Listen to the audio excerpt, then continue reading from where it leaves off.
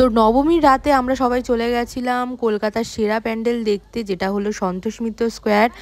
অনেকটা ঘুরিয়ে ভেতরে ঢুকিয়েছে, তার মধ্যে অজস্র মানুষের ভিড় দেখতেই পাচ্ছ তোমরা।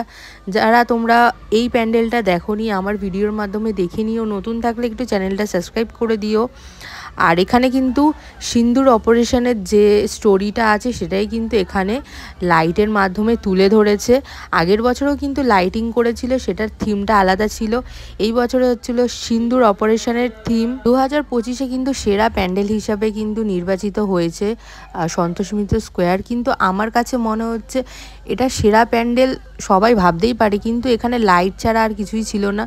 যাই হোক, কোটি টাকার প্যান্ডেল বলে কথা, ওই জন্য হয়তো সেরা প্যান্ডেলের তকমাটা পেয়েছে। কিন্তু আগের বছরও সেম লাইটিং ছিল, এই বছরও সেম। আর ভেতরেও তোমরা দেখতে পারবে প্রতিমা কেমন ছিল না ছিল। খুব প্রবলেমের জন্য ভিডিওটা লেট করে দিলাম, তোমরা ভিডিওটা দেখতে থাকো, আশা করি ভালো লাগবে।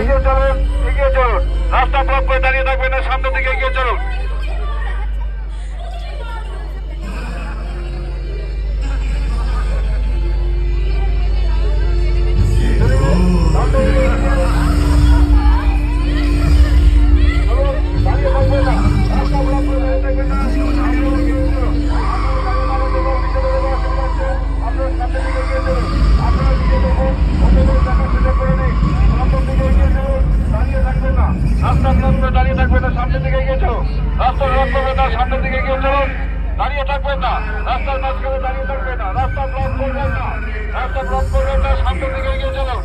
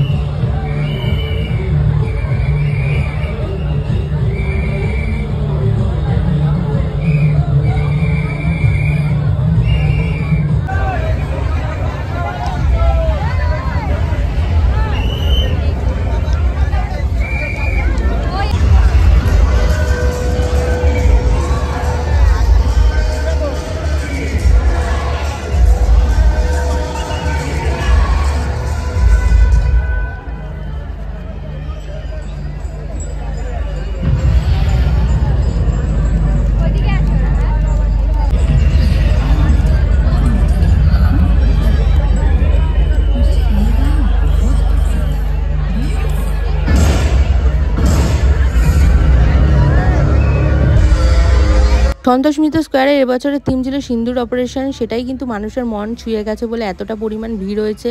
আর সেরার প্যান্ডেলটাও পেয়ে গেছে 2025-এর। সবই ঠিক আছে, আমারও মোটামুটি ভালো লেগেছে। তোমাদের কোনটা সেরা লেগেছে প্যান্ডেল সেটা কমেন্টে বলো।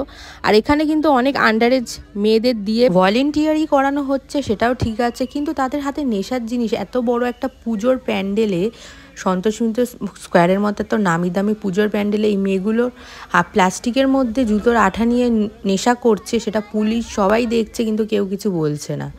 এটা কিন্তু কর্তৃপক্ষের দেখা উচিত ছিল। আর কারা কারা এই জিনিসটা লক্ষ্য করেছে কমেন্টে বলো।